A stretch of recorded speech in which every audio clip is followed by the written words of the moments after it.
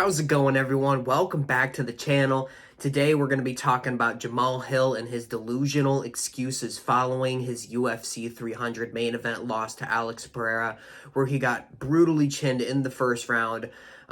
He basically goes on to talk about how insinuates that Alex Periera was cheating in the exchange where Herb Dean comes in to momentarily try to stop the fight, where there was the low blow from Jamal Hill, and Alex Periera kind of shucks off Herb Dean and then, brutally chins him directly after.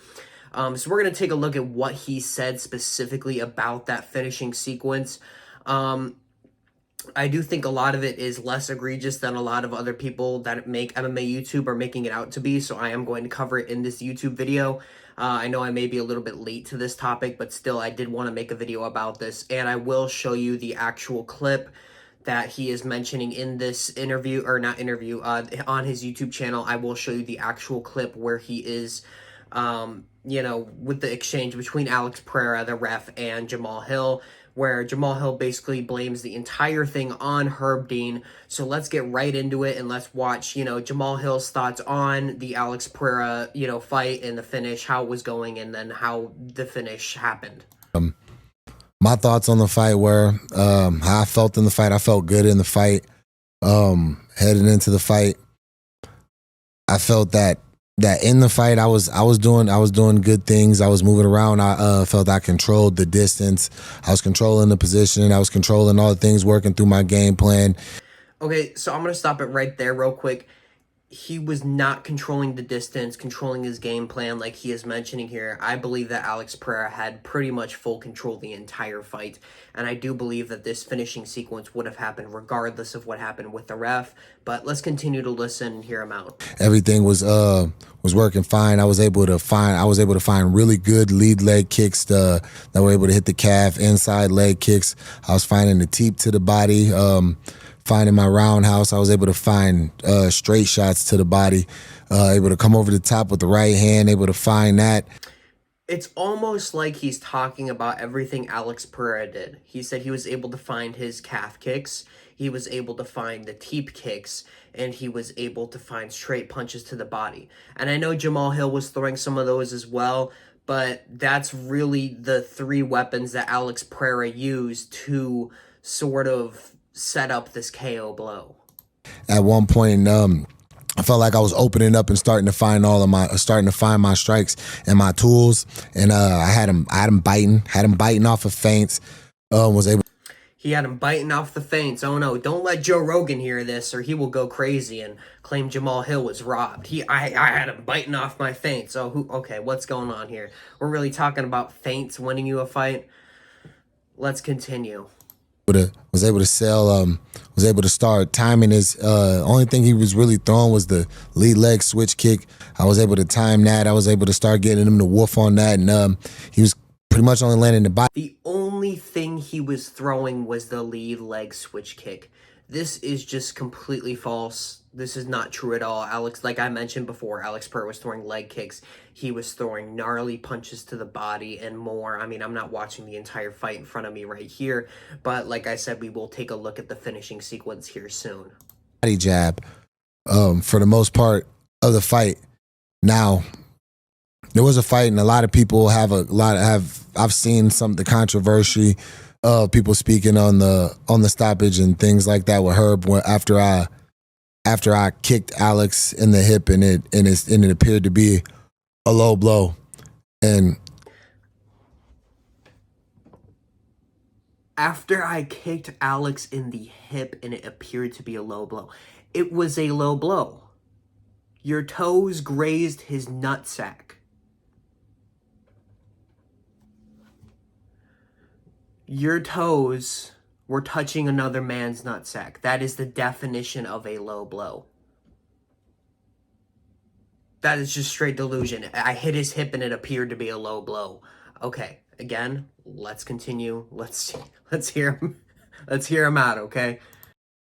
I'm just gonna say, just protect yourself at all times, Wow, my feelings on it, honestly, just don't matter, you know, just for the simple fact a lot of people didn't like how I sold the fight. They didn't like the build up to the fight, you know. They don't like me personally.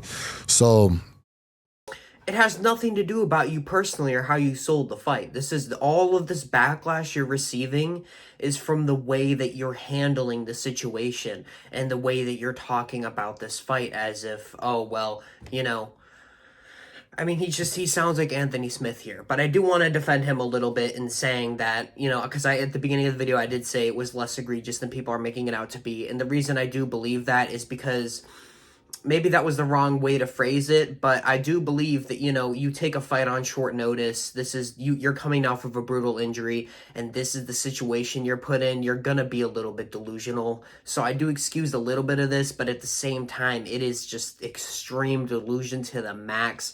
What he's saying makes no sense here at all whatsoever. And we're gonna hear him here go on to basically blame Herb Dean for the entire situation.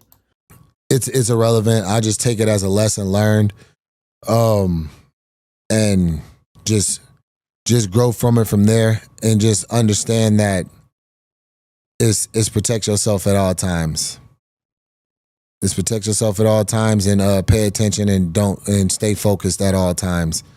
Even through anything, even through commands and through gamesmanship at that. I took no damage. Most of the fall was me falling down.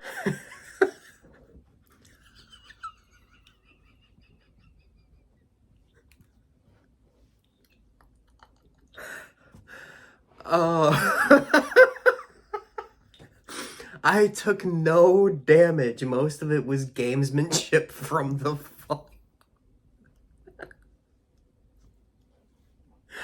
He just kind of knocked my equilibrium off, he goes on to say. All right, I'm going to cut the clip short there.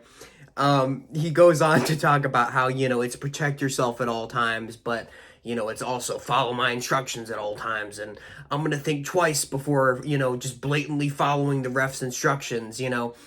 And the thing I really want to point out here is he's acting like this is a one-off scenario. Like this is the only time this has happened. This happens all of the time.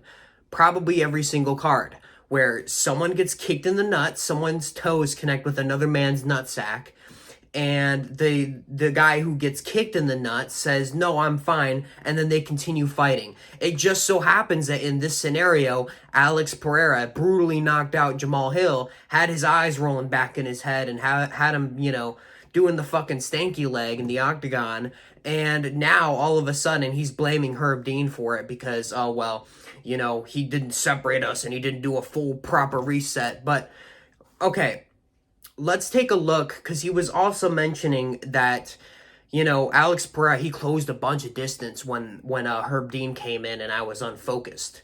So let's take a look at that clip right now. Let's go take a look at the finishing sequence, and let's see how, you know, how much distance does Alex Periera close?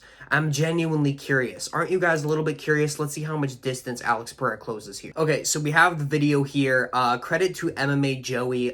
He is another MMA YouTube content creator who has made an unlisted video of this finish in slow motion so we can see exactly what happened in this finish. So let's take a look. So here you have the low blow. Alex Periera kind of taps himself in the nuts. Herb Dean is coming in. He shakes off Herb Dean. And then immediately after, steps in, gets outside foot position, and KOs Jamal Hill. Let's go back, and let's slow this down a little bit here so we can see. So Herb Dean's coming in here. He takes a step simultaneous with Herb Dean stepping in. And then he doesn't even move. They touch gloves, and then he moves forward and KOs Jamal Hill. There is no excuse you can make for this. He was not closing distance. He didn't grab outside foot position. He did not get range. He didn't back away or anything. He stayed stationary. He stayed stationary this entire time, except for the exact moment Herb Dean is coming in. He takes one step right before Herb Dean comes in, does the timeout signal. He shucks off Herb Dean, They touch gloves. Jamal Hill throws the first punch. Look at this. He throws a punch first. I wasn't ready to fight, he said. He throws a straight left hand. Alex Periera slips out of the way, kind of shovel uppercut left hooks into Jamal Hill's chin, directly onto Jamal Hill's chin. Kind of a grazing punch. Crazy how much power he has. But that's the clip. That's the clip I wanted to show you guys. There's not much else I can say here. You guys are going to kind of have to come to your own conclusions about this. But I do believe that Jamal Hill is being extremely delusional in his response to, this UFC 300 fight. I just feel like we're going to continue to see more of this. I considered making a full video because we've seen excuses come out from, people that he's probably pushed his narrative onto, Joe Rogan, Chael Sonnen and others. And I'm not going to, go through every single one of those clips and watch all of them, baffle about, Jamal Hill's, the reason he lost UFC 300.